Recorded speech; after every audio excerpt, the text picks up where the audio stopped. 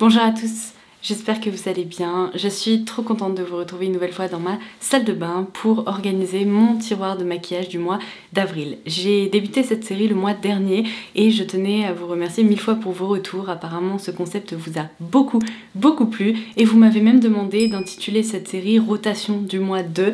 Donc c'est exactement ce que je vais faire. Merci pour l'idée. Aujourd'hui on se retrouve donc pour ma rotation maquillage du mois d'avril. Alors si vous ne voyez pas du tout de quoi je parle, je vous laisserai bien sûr cette vidéo en barre d'infos ci-dessous. Je vous conseille d'aller la voir avant de visionner celle-ci pour que vous ayez toutes les infos importantes concernant mon rangement, puisque je vais pas répéter ça à chaque fois. On va tout de suite plonger dans le vif du sujet et j'ai sélectionné évidemment les produits que j'aimerais incorporer dans mon tiroir pour pouvoir les tester ces prochaines semaines. Donc eh bien écoutez, c'est parti. Alors voilà ce avec quoi on va travailler aujourd'hui. J'ai l'impression que ces dernières semaines j'ai été assez sage, je n'ai pas mis trop de bazar, donc ça c'est plutôt une bonne nouvelle, mais je vois déjà des produits qui vont pouvoir sortir d'ici puisque j'ai donc le petit panier avec ma sélection de produits pour cette rotation du mois d'avril. Alors vous allez me dire, certes le panier est petit mais il est rempli à ras-bord, j'ai sélectionné pas mal de choses, je ne sais pas si je vais réussir à tout mettre là-dedans, mais on va essayer, c'est le but en tout cas. Alors première chose, je vais sortir les produits là des différents compartiments, notamment skincare, maquillage visage, et là il y a des anti-cernes etc. Tout simplement parce que je veux passer un coup d'aspirateur, je vois qu'il y a des petits cheveux qui traînent et ça c'est vraiment pas top. Voilà qui est mieux. Donc, je vais remettre les produits qui vont rester là. Il s'agit de ma routine skincare actuelle. Je suis hyper satisfaite de tous ces produits, donc ils vont tous retourner dans le tiroir. Je vous remonte ça rapidement. Il y a mon sérum à base de Centella de chez Purito. D'ailleurs, il commence petit à petit à se vider. Hop. Mais c'est un produit qui est franchement hyper économique parce qu'il descend pas très vite. Ma crème hydratante CeraVe que j'adore et qui est presque terminée. L'eau exfoliante Skin & Tonic dont je vous ai beaucoup parlé ces derniers temps que j'adore aussi. Le contour des yeux CeraVe, c'est probablement le produit de soin dont je me sers le moins, mais bon c'est pratique de l'avoir sous la main. Mon SPF qui n'est pas encore terminé. Et cette huile visage également de chez Skin & Tonic dont je me sers le soir. En matière de base, sincèrement en ce moment je ne me sers que de la Plump Right Back de NYX, donc je vais ne laisser que ça pour gagner un petit peu d'espace. Alors voici les fonds de teint qui se sont retrouvés dans mon tiroir ces dernières semaines. Le Light Reflecting Foundation de NARS, ça ne va pas du tout vous étonner puisque j'avais glissé la teinte Mont Blanc dans ma dernière vidéo rotation, donc dans mes tiroirs, et en fait cette teinte ne me convient pas, donc je l'ai remplacée par les deux qui me conviennent. J'ai même tendance à les mélanger. Vous avez juste ici la teinte Siberia et la teinte Oslo, donc je vais garder ces deux flacons. Ça a été une superbe découverte et je trouve ce fond de teint hyper réussi. Et alors là, ne me posez pas la question, je ne sais pas ce qui s'est passé. J'ai le Double Longwear Cover Foundation de chez Peripera avec ce flacon que j'ai presque terminé et je pense que j'ai eu peur de le terminer et de ne plus en avoir, donc j'ai sorti déjà un nouveau flacon. Non mais n'importe quoi, on me refait pas. Ce fond de teint, vraiment, je suis un petit peu obsédée. Donc ça sert à rien de garder les deux. Je vais vraiment laisser uniquement celui-ci pour vraiment le terminer. Et celui-là, je me tournerai du coup vers ce flacon. Une fois que l'autre sera terminé, on va éviter de développer des peurs qui n'ont aucun sens. Ma base à paupières de chez NARS va rester ici. Et voici les anti-cernes qui se trouvaient dans mon tiroir. C'est bien simple, les Good Apple de Kat Von D, ils vont partir tout simplement parce que je les ai testés et ils ne m'ont malheureusement pas plu. Ce sont des anti-cernes qui sont trop déshydratants pour mon contour de l'œil, donc je vais les remplacer par autre chose. Et alors là c'est la tristesse absolue, je pense qu'il ne me reste plus qu'une seule application du Instant Anti-Âge Effaceur Yeux de chez Maybelline que j'adore. Évidemment je vais le glisser là pour l'utiliser jusqu'au bout, et ça j'ai vraiment envie de pleurer, il faut que j'en recommande un. Regardez, j'ai vraiment essayé de gratter tout le produit qui se trouvait un peu partout avec l'embout mousse, mais ce matin c'était vraiment la dernière application, je n'arrive plus du tout à prélever quoi que ce soit. Donc malheureusement, même si je l'aime à la folie, j'ai terminé cet anti-cerne Kosas. Il va falloir que je teste autre chose en attendant de le racheter. Mais ça tombe bien, Tarte m'a fait parvenir ces nouveaux produits et je les ai glissés dans mon petit panier parce que je veux absolument les tester. Donc il y a le sérum de teint Hydroflex ainsi que l'anti-cerne Powerflex, donc dans la même gamme. J'ai la teinte 12N pour le fond de teint et pour l'anti-cerne également la teinte 12N. Donc je vais évidemment les sortir de leur packaging. Hop, et je vais tester ces petites choses au mois d'avril. Puisqu'il reste de la place, je vais être gourmande et je vais même glisser ce perfecteur de peau de chez Maybelline que j'ai testé en direct avec vous dans une vidéo là très récemment. J'ai été bluffée par ce produit et je m'y attendais pas du tout. Pour les jours où j'ai envie de parfaire mon teint de façon vraiment très rapide et efficace, c'est un produit qui est vraiment extra et qui est parfait justement pour cette utilisation. Donc sachant que là j'ai fond de teint etc, ça c'est vraiment un petit perfecteur peut-être pour le week-end ou pour en effet les journées où je veux un maquillage plus léger. Du coup je le glisse juste ici. Ah d'ailleurs je vais conserver mon correcteur de chez Mademoiselle Bio en teinte C1, il est toujours hyper pratique lorsque j'ai une petite imperfection, etc. En matière de poudre, c'est bien simple, je ne vais conserver que la Pro Glow de Mademoiselle Bio puisque c'est quand même un indispensable. En revanche, la Glowish d'Huda Beauty et la Coty Airspun, je vais les mettre de côté parce qu'il y a une autre poudre que je veux tester depuis des mois et des mois. Vous m'en vantez vraiment ses mérites et j'en entends parler partout, donc bougez pas, je vais l'attraper. La poudre Cloud Set de la marque Kosas. La marque Kosas est disponible chez Mon Corner B en France. Je vous laisserai le lien en barre d'infos sous cette vidéo si jamais vous avez envie de vous la procurer également. J'ai la teinte Airy qui est la teinte la plus claire. Je vais donc évidemment la sortir de son packaging. Regardez-moi cette beauté. Je trouve que rien que le packaging est hyper réussi et il s'agit non pas d'une poudre libre comme la Pro Glow de chez Mademoiselle Bio, mais ici d'une poudre compacte. Et ça me donne tellement envie d'y plonger mes pinceaux, elle a l'air superbe, donc on verra, on la testera sûrement aussi ensemble ces prochaines semaines. Mais je vais essayer de ne plus appliquer celle-ci absolument tous les jours, parce que c'est le cas depuis des mois, et donner sa chance à celle-ci. Et alors voici tous les produits du coup qui avaient été glissés. Il y avait donc mes eyeliners Ayko, où est-ce qu'ils sont? Juste là, et évidemment je les garde. Il y a toujours cet eyeliner liquide que j'aimerais bien terminer, donc je vais le glisser dans mes tiroirs également. J'ai plusieurs crayons, les petits ce sont les McQueen en matière de K-Beauty que j'aime beaucoup, qui tiennent très bien. Et celui-ci c'est le Limitless de chez Ayko. C'est un crayon de couleur peau qui permet vraiment d'apporter un peu de lumière au niveau de la muqueuse et d'estomper d'effacer les rougeurs. Je garde tout ça parce qu'ils font vraiment un peu partie de mes indispensables. J'ai également les Velour Stick de chez Revlon que j'aime trop. Je m'en suis beaucoup servi du coup vu que je les ai sortis et je veux continuer de le faire. Juste ici je peux voir que j'ai mon Glaze Crayon de chez Iconic que j'ai glissé avec mes fards à paupières individuels, seulement il y a la place de le glisser là, donc je vais le remettre juste là. Le mois dernier, je vous avais également dit que j'avais sorti la mini Biba de chez Natasha Denona afin de la tester. Pour être tout à fait honnête, je crois que j'ai réalisé à peu près 2-3 maquillages avec.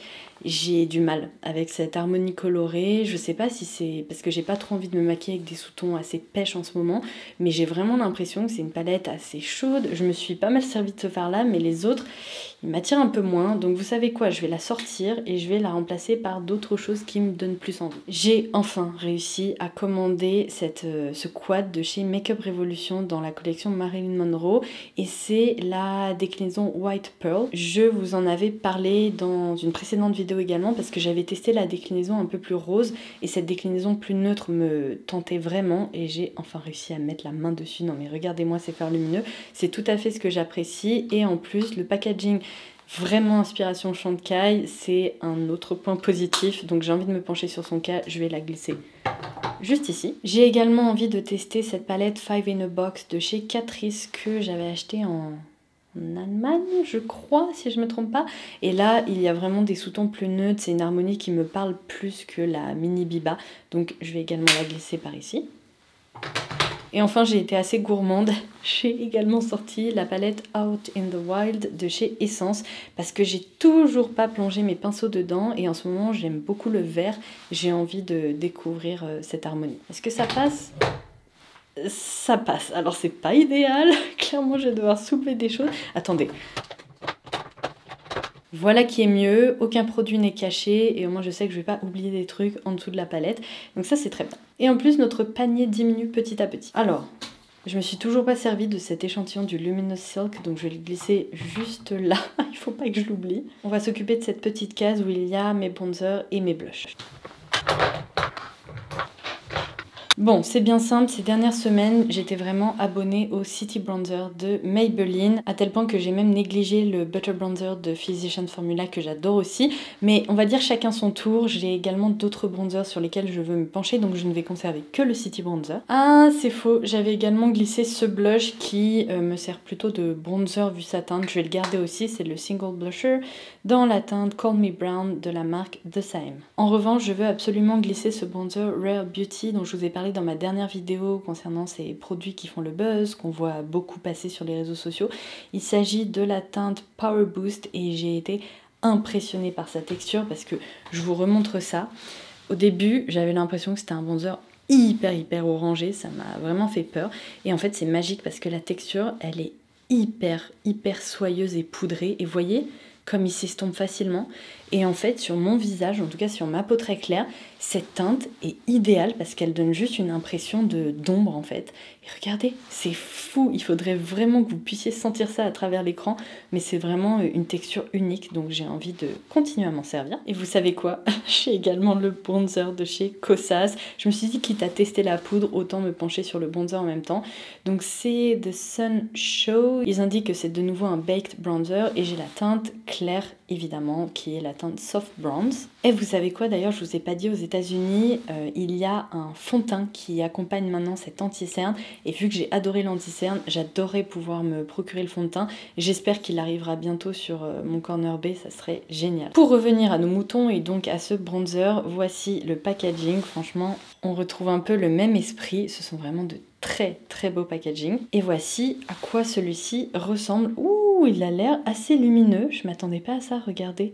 Il y a comme des petites particules satinées. Ça peut être assez sympa pour les beaux jours et pour donner une impression peut-être de teint ensoleillé plutôt que de contouring, mais ça me plaît. Alors en matière de blush, j'ai de nouveau énormément porté les Juicy Peng de la marque APE que j'aime tellement, qui sentent tellement bon, que évidemment je vais les laisser dans mon tiroir. Ces deux blushs de chez Clinique, donc les Cheek Pop Pearl, je vais également les laisser dans mon tiroir. Il y a la teinte Coral, non n'importe quoi, Rose Quartz Pop ainsi que la teinte Topaz Pop. Je m'en suis également beaucoup servi ces derniers temps et vous savez quoi? Je vais également ajouter la dernière teinte que je vous ai présentée sur la chaîne, qui est la teinte Opal Pop, que je portais d'ailleurs en intro de cette vidéo, qui est sublime et je pense que c'est un petit trio qui va beaucoup me servir également ces prochaines semaines. Le gel bronzant de chez Shankai, je dois vous avouer que je l'ai un petit peu oublié, donc on va le remettre dans le tiroir dans l'espoir que je m'en serve cette fois-ci. Et alors, il faut être réaliste, autant le Sweet Cheeks, je m'en suis servi sur les lèvres, donc je vais le laisser là parce que franchement c'est un produit que j'aime beaucoup et qui peut se porter de plusieurs façons. Autant ces blushs liquides, je m'en suis pas beaucoup servi, donc je vais faire de la place et je vais uniquement garder les Juicy Peng pour le moment. Même si on est d'accord, je les aime à la folie, hein. Ce sont des produits que j'adore, mais il faut bien changer un petit peu. En parlant de changement, voici les blushs que j'ai sélectionnés pour ce tiroir du mois d'avril. J'ai vraiment envie de glisser la teinte Perky Peach de chez Huda Beauty parce que c'est un blush que je trouve très joli. Et j'ai également reçu les nouveaux Cheek It de chez Maybelline dans la teinte Rose Flash et Fuchsia Spark. Alors, soyons honnêtes, je vais mettre que la teinte Rose Flash dans mon tiroir parce que celle-ci, elle risque d'être un petit peu trop foncée pour moi, mais bon, on les essaiera sûrement aussi ensemble. En tout cas, je vous ferai un retour. Il reste donc ces blushs du tiroir du mois dernier. Je vais les conserver parce que je sais que je m'en servirai lorsque je voudrais des options poudre. Et celui-ci, c'est plutôt un blush baume entre guillemets.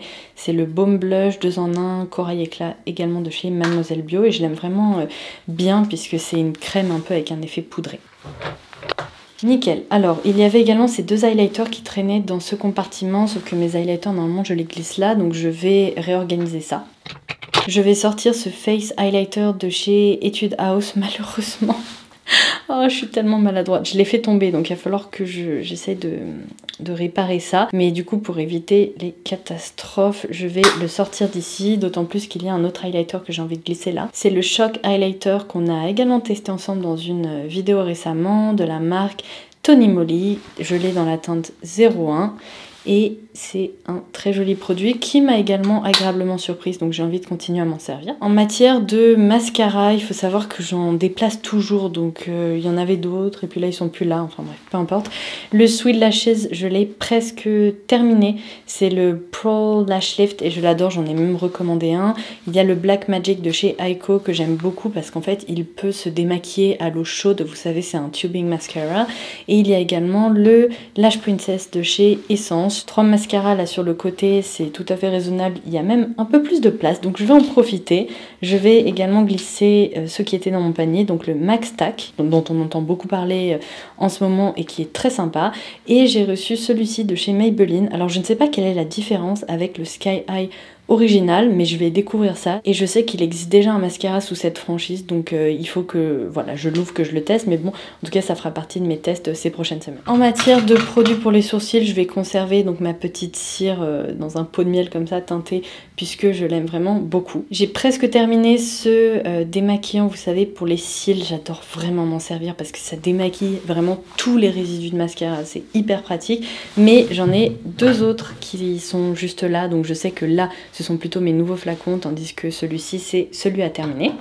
En matière de spray fixateur, aucun changement pour le moment, même si je veux absolument me pencher sur le cas du spray fixateur Charlotte Tilbury, mais je réserve ça pour une vidéo dans laquelle on testera vraiment ça ensemble, donc affaire à suivre. J'ai également ma palette là de chez Hourglass et cette palette de chez Wet n Wild. Alors vous savez quoi, je l'ai pas prise avec moi, il faut que j'aille la chercher. Je suis retournée en Bourgogne chez mes beaux-parents et j'ai enfin récupéré la déclinaison plutôt dorée que j'adore, parce que celle-ci je l'aime beaucoup, mais elle est un peu plus smoky, un peu plus foncée, tandis que l'autre elle est parfaite pour le quotidien, donc je vais la remplacer par celle qui est un peu plus dorée, mais je ferai ça hors caméra, et celle-ci je vais la laisser là. En matière de baume à lèvres, on reste sur ces deux là. En revanche, je vais devoir faire de la place puisque j'ai sélectionné 3 produits pour les lèvres que j'ai envie de glisser dans ma petite sélection. Donc, tout d'abord, cette encre à lèvres laquée, donc dans la gamme Jammy Lips de chez Incredible, que j'ai eu dans le Beauty Egg Glossy Box. Vous l'avez vu, ça a été un coup de cœur, vraiment, je l'adore. Je sais que je vais beaucoup m'en servir ces prochaines semaines. Et ça sent également la salade de fruits, donc je vais faire de la place pour ça. Et la marque The Saem a également lancé une gamme qui s'intitule Flow. J'ai 2 teintes juste ici. Alors la BE01 Motive et la CR01, l'étiquette est un petit peu abîmée, qui s'intitule Breeze. Donc la gamme exacte c'est la gamme Flow Lip Velvet Mousse. Il y a 5 couleurs qui sont proposées et en fait j'en ai commandé 2 sur YesStyle.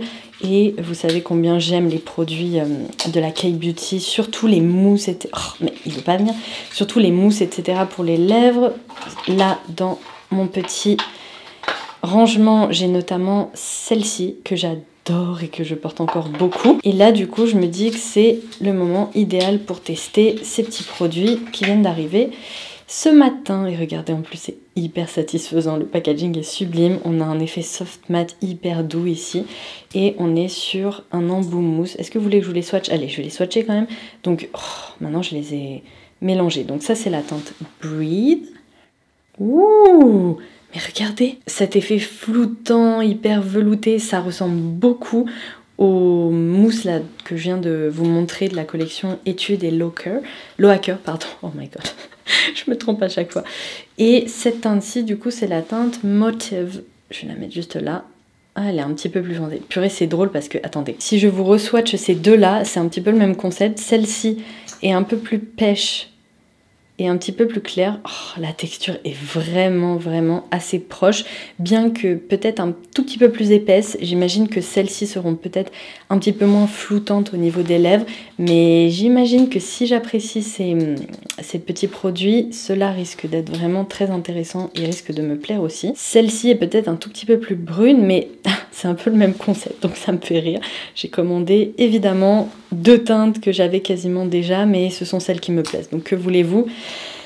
Voilà pour les petits swatchs, mais j'ai trop hâte de me pencher sur leur cas. Il va vraiment falloir que hors caméra je sorte tout et que j'aspire tous les petits compartiments parce qu'il y a des petits cheveux partout quand je me coiffe, etc. C'est évidemment, c'est inévitable quand on a les cheveux longs. Mais du coup, il va falloir que je fasse un petit peu de place là-dedans pour ces 3 produits parce que si jamais j'essaie de les fourrer là-dedans, ça va être impossible ensuite de les sortir. Donc qu'est-ce que je vais retirer? Alors, je vais retirer ce Color Lip Balm dans la gamme Juicy Pink de APE, tout simplement parce que Ce produit-là, c'est un petit peu dans la même veine et j'ai plus envie de m'en servir, tout simplement. Et je vais sortir le rouge à lèvres Sweet Deal de chez MAC que j'ai pas mal porté ces derniers temps. Il est temps de faire de la place pour autre chose.